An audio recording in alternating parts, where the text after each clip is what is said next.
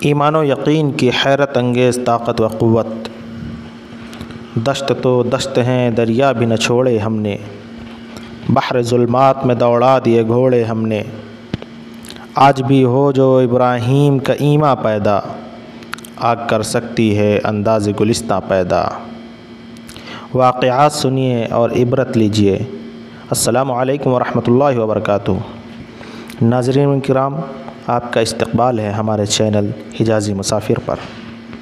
آج ہم آپ کے روبرو ایک سلسلہ شروع کرنے والے ہیں جس کا نام ہے واقعات سنیے عبرت لیجیے۔ اس سلسلے کی پہلی کڑی ہے اور پہلا واقعہ حضرت ربعی بن عامر رضی اللہ عنہ کی رستم سے گفتگو۔ بسم اللہ الرحمن الرحیم۔ حضرت خالد بن ولید رضی اللہ عنہ کی امارت و سرکردگی میں ایک لشکر ایرانیوں سے مقابلے کے لیے گیا۔ ایرانی لشکر کا سپہ سالار مشہور زمانہ پہلوان و بہادر رستم تھا۔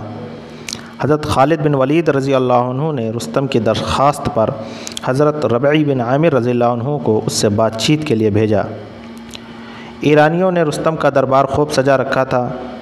ریشم و حریر کے گدے، بہترین قالین، سونے چاندی کی اشیاء اور دیگر اسباب زینت سے آراستہ پیراستہ کر رکھا تھا۔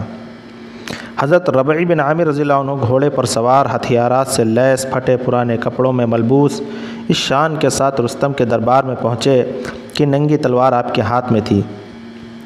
دربار میں رستم کا فرش بچھا ہوا تھا۔ آپ گھوڑے کو اسی پر چلاتے ہوئے اندر جانے لگے۔ رستم پہلوان کے آدمیوں نے ان کو روکا اور ان سے کہا کہ کم سے کم تلوار کو تو زیر نیام کر لیں۔ حضرت ربعی بن عامر رضی اللہ عنہ نے فرمایا کہ میں تمہاری دعوت پر آیا ہوں، میری مرضی اور خواہش سے نہیں۔ اگر تم اس طرح آنے نہ دو گے تو میں لوٹ جاؤں گا۔ جب رستم نے یہ دیکھا تو اپنے لوگوں سے کہا کہ ان کو ان کی حالت میں آنے دو۔ چنانچہ آپ اسی شان کے ساتھ رستم کے پاس پہنچے اور فرش جگہ جگہ تلواروں کی نوک کی زد میں آ کر پھٹ گیا تھا۔ رستم نے پوچھا کہ آپ لوگ کیا چاہتے ہیں؟ حضرت ربعی بن عامر رضی اللہ عنہ نے ایسا جواب دیا جو ہمیشہ کے لیے لاجواب رہے گا۔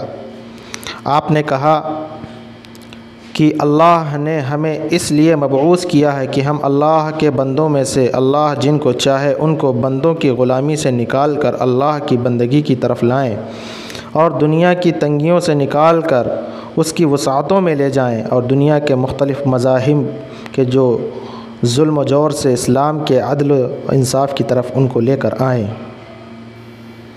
یہ تاریخ طبری میں یہ واقعہ لکھا ہوا ہے، البدایہ والنہایہ میں بھی یہ واقعہ مذکور ہے۔ اس واقعے سے اسلامی معاشرے کے افراد کی مظاہر کائنات سے، دنیا کی دل فریبیوں سے اور مادی طاقتوں سے بے رغبتی و بے خوفی کا عظیم الشان مظاہرہ ہو رہا ہے۔